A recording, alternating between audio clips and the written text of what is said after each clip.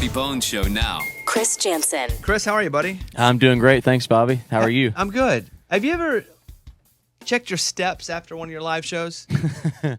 No, I have not. I say that because, I did a whole list of the best live performers in country music, and I put you up there because you are, one, you sound great, you play great, but you are just nonstop. And so I would be curious to put a Fitbit on Chris Janson. And then after you come off a show, just see how many steps, because you are all over the place and in jeans and boots. It's not even like you're wearing tennis shoes. Nope. Wearing miserably tight pants and boots too, by the way. My wife dresses me, so you're welcome. But that would be a great thing to do. I'll definitely put on a Fitbit because I've actually never thought about that. I walked 12.6 miles the other day. Didn't even think about it in Colorado. Just hiking or walking? Yeah, we were on a big hunting trip, and we were out there hiking in the Colorado mountains, and we got back, and my guy was like, 12.6. I was like, 12.6? He's like, yep, miles. I was like, oh, my gosh, and half of that was on my stomach crawling around like a army man. You still got that energy, huh? Man, you know what? I wake up, I feel blessed to be alive, so heck yeah. I want to run through Chris's number ones real quick. Buy Me a Boat, number one. But it can buy me a boat. Fix a Drink, number one. Well, I can't fix that, but I can fix a drink. Good Vibes, number one. I'm getting them good vibes. I'm living this good. Done, a 2-week number one. I won't quit till the good Lord says my work is done. It's pretty cool to have a set now where you get to put all your number ones in the set list, huh? Man, it's an incredibly humbling blessing. I literally was on stage last night, speaking of, and I said last night, I said, guys, you don't quite understand. It was acoustic, by the way, so it was very intimate. I said, you don't understand. For a guy like me, coming from where I come from, to be able to say, here's my number one song, like if it stopped right there with Boat, it would have been enough for me. But to have the opportunity and the privilege to say, and here's another number one, or here's another number one, that's a big deal. And I'm just like, to me, man, that's all I ever wanted. So every day I wake up in this career and I'm living my dream out. That's it. It's incredible. You ever yell the wrong city out? No, I haven't yelled the wrong city out. You know how I get around that is, first of all, yes, we travel a lot and it does get confusing, I can admit. So I have them write down what state we're in, because I can remember the states better. And so, if you're playing in the Wichita and you just happen to think you're in Colorado, you can just say, hey, Kansas. And everybody's like, yo, we love you. So, I have thankfully never done that. It very well might happen now that I leave the studio. Knock on wood. Who knows? Probably will. But mistakes happen, and if I have a hiccup, I'll just have a hiccup. What about lyrics? Do you need help with lyrics ever? Oh yeah, absolutely. I actually brought some lyrics today, just in case. How do you keep them on stage? I don't have them on stage. If I mess up lyrics on stage, I just mumble my way through it until I get there. And the good news is that. You start out with one hit like we were talking, and you're playing like the early slots. Then you get 2, and you get a little bit better slot. Then you get 3, and you're kind of like, okay, what's going to happen next? And then once you get a couple hits under your belt, then you're finally playing in those slots where people are actually there. And the good news is like 50% of the crowd is incoherently happy. I'll put it like that. And then the other part is like really itching for those songs. So only 50% of the people notice when you mess up anyway, and the other 50% are like, woo, I thought that's what the words were, which does happen quite a bit. And I'm the world's worst at. I enjoy kind of personalizing things, and so for instance, if I'm playing in Nashville, it's like, Nashville, how you doing? You would hear that, but I try to put personal footnotes into my songs to make it a little more personal for the crowd or whatever town we're in, because we travel a lot and we've seen a lot of places, thankfully, and so it works out. But yes, sometimes I do forget my lyrics, and it just happens. I mean, you just say the name of the state over and over again. Yeah, Kansas. But it's bound to happen every now and again. Let's talk about this new song because a lot of people are talking about it. It's a very, very emotional song. Yeah, sure is. It's called Bye Mom. Tell me about this. So thank you. One of my best friends in the world, Brandon Kinney, who you guys have heard me talk about before, is a longtime co-writer of mine, a longtime friend of mine. It's coming up on about a year. He called me. He said, hey, man, Mom's not doing so well. And we had not talked in a little bit, so, And he said, you got time to talk? I said, sure. I got time to pray, too, if you like. And so we just, immediately jumped into prayer, guys. It was really strong. And from that point on, we were talking and praying like each day. His mom had got admitted to the hospital, and it was like a really rough time because during the pandemic shutdown, when nobody was really traveling, his mom's in West Texas, and Brandon has children, and one particular with like an autoimmune disease disorder kind of thing. So you have to be careful in certain situations, right? And so he couldn't go to Texas to see her, and it was just it was really bad. So we prayed and talked like every day. Ultimately, unfortunately, God takes his angels when he wants them, and there's nothing we can really do about it on earth. And so he took her, and in that time of grief, I woke up at 2 o'clock in the morning with this song called Bye Mom on my heart, just a title and some random lyrics. And that's never happened to me before, ever in my whole life. And I wrote them all down, and I texted Brandon like 2 o'clock, and I said, you got to call me as soon as you get up. We have a song to write. Now, this is in between his mother passing away and before she was laid to rest. And so the next morning we got up and we got on a Zoom, and we wrote Bye Mom in like, I don't know, it felt like a flash, like maybe 30 minutes or so. And I gave him everything that I had, and then he just immediately reciprocated with everything that he had, and we had this beautiful song. And at first we were like, oh my God, we love this, but what an amazing tribute, right? And we didn't even know if it would get cut or anything.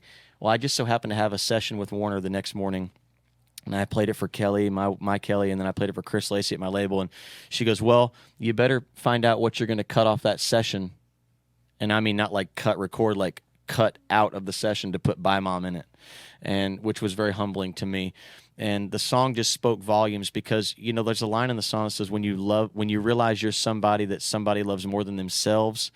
I think that whether you love, hate, don't know, you want to get to know better, whatever the situation may be with your mother out there, everybody's got one. And you start right there. When you're a kid, you don't realize how much you're loved by somebody, whether that be a mother, father, whoever it may be. And when you are an adult, even if you have kids, you certainly get it. If you don't have kids, you can get it too, because that loving somebody more than yourself thing is just what a huge honor and a huge blessing that is. And so that was really the premise of it. It started out as a tribute, but it touched so many other lives right outside of that. And I've probably only played it, guys, maybe a handful of 10 times since we've released it. And the reaction that I see is absolutely undeniable. It touches people's hearts in a way that I've never had a song touch people's hearts before. I remember a little bit of reminiscent from like songs like Drunk Girl. People were like, whoa, like what just happened? This kind of song is making people pull over in their cars. I mean, I'm hearing it. They're writing it. They're telling me and go, oh my God, like I lost my mom, or I still have my mom. I'm going to call my mom, or I'm going to call my dad, or I'm going to just call the person that loves me more than life itself.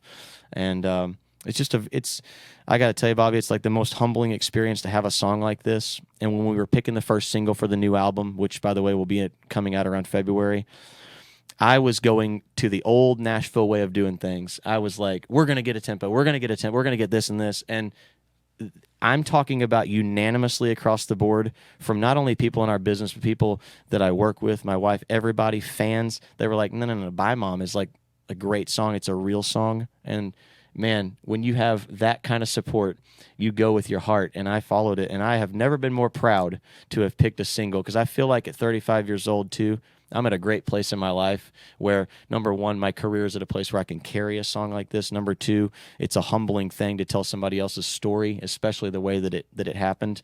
And it pays a great homage and tribute to not only Brandon's mother and Brandon's life and story, but to so many stories out there when they hear it on the radio. So I'm very proud of it. Thanks for asking. You guys have a pre-show ritual you do every night?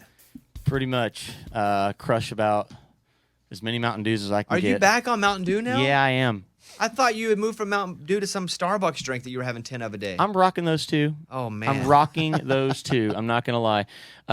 By the way, just like you were rocking a Chris Janson T-shirt at the iHeart Awards. Yeah, sure was. Hey, by the way. Old school, by the way. By the way, my favorite one we've ever had, and thank you for that. My phone was blowing up, and Kelly was like, have you seen this? And I was like, have you seen this? So thank you for that. That made my day. I appreciate that. That'll be on the CW, by the way. Hey. I found that we were doing some shopping in Franklin, a lot of those old stores there, and they had a lot of old school, and I saw it was you, and you were super skinny in a vest. And it was so fly. And I was like, this is the luckiest find ever. Yeah. And so I saved it because I wanted to wear it on TV somewhere. And so, thank you. yeah. Thank you very much for that. I appreciate it. You guys looked awesome, by the way. Congrats on your new marriage and your wife. And I see the happiness in your eyes. It's what a privilege and honor that is, huh? Yes. All for me, slightly for her, if I'm being honest.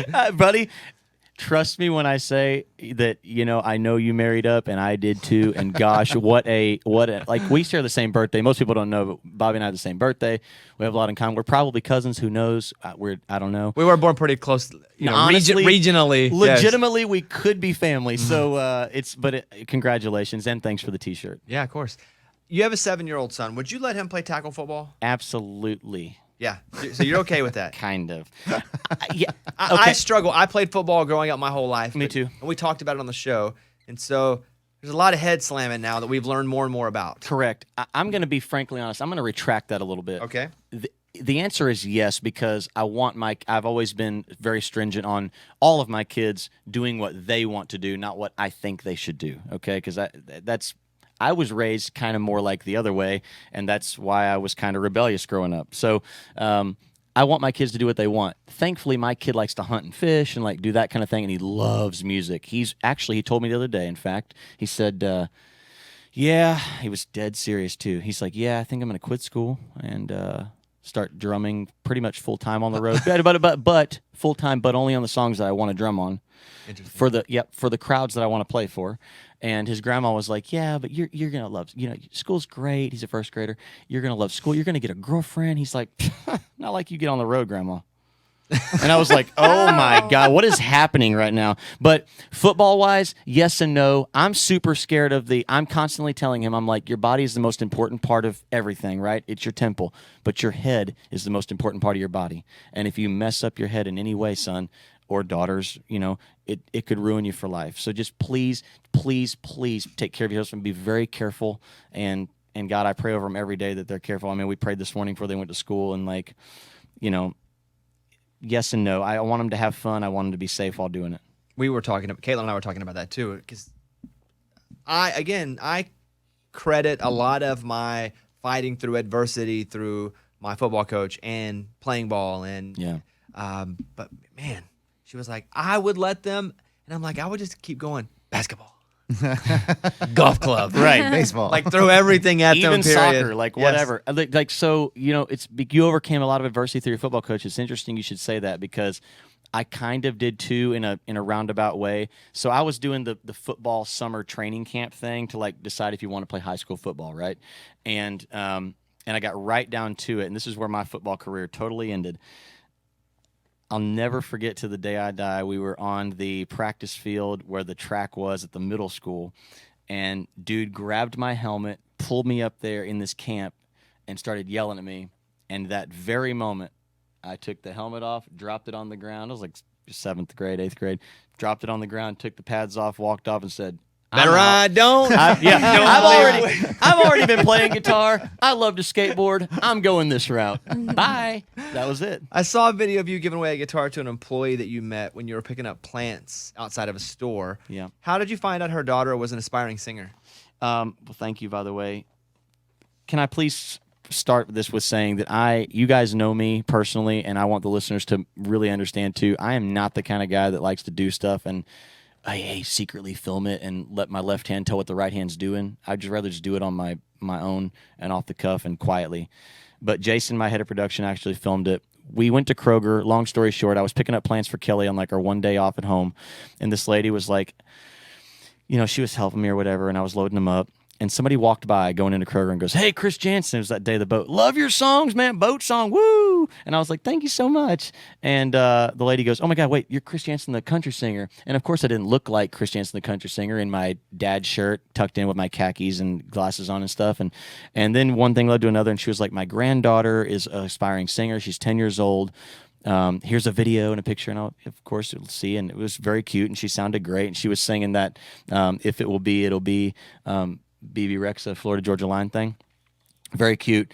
And she said, here's what hit me in the heart. She goes, "I'm saving up all year to buy her a guitar at Christmas."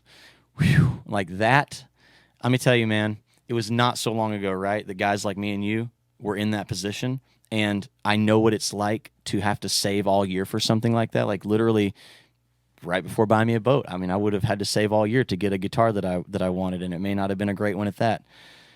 And that just hit me so hard. And Jason, my guy, Bittinger, who's my head of production on the road, who kind of takes care of everything out there, he was coming over anyway to bring me some guitars.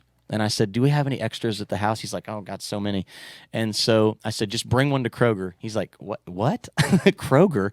So he met me at Kroger, and it was just on my heart, man. So I took one right off of the vault that I would play on the road and gave it to him. And now she has a guitar. In moments like that, I look for reasons for God to lay it on my heart.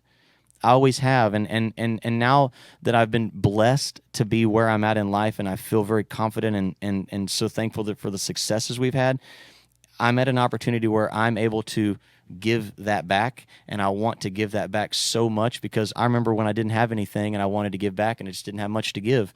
And so now I can give it with open arms, and it was just the right thing to do. And hopefully this little girl will turn into a big star. She already sounded really good, and her grandmother's awesome and has a big influence in her life. And it was just a great morning at Kroger, man. Giving back and blessing others by being blessed is like the greatest gift. Done was a 2-week number one for you, which is, if I'm right here, I think that was your only multi-week number one, and it's so rare to happen at all nowadays. Yep, it's my only one to date. And do you feel like that's your most known song? You know what? In a way, yes. Here's the cool part about it. The unfortunate and cool part about it. So we had a 2-week number one during a time where I couldn't do shows. Right. Which was incredibly awkward, cringy, and just the worst timing ever, right? But still, a 2-week number one is a 2-week number one. So you still celebrate it the same way. People still have heard it in a big way. And it almost made it bigger than even being just a 2-week number one. It made it so much bigger than that, and one of my most well-known songs, because people didn't get to hear me play it. So the minute that I started getting back to doing shows again this year, people were like, oh my God, finally we're getting to hear the newest number one song, which was a huge blessing. And so it's really kind of a pinnacle staple when I play it live. We save it kind of towards the end, towards like the Buy Me a Boat minute, and I actually play it right before I play Boat, and I would say yes. And I got to ask, is that a new camouflage shirt? It looks very fresh. Isn't it fresh? It is. Thank you. First wear? So fresh and so nice. Second wear. Okay. And it was actually, it's a Memphis right on the Arkansas border made shirt by a hunting company called Avery. And thank you for the compliment. Looks very fresh. Well, it feels so fresh and so does. nice. Well, follow Chris on Instagram at the Chris Janson. And you guys go, we played it earlier, but go and stream By Mom. And if you see him out, and he's out all the time, go to chrisjanson.com for tour dates and tickets. Chris, thank you, and we'll see you soon. Thank you, brother. All right, there he is. Chris Janson, everybody. It's a Bobby Bones show.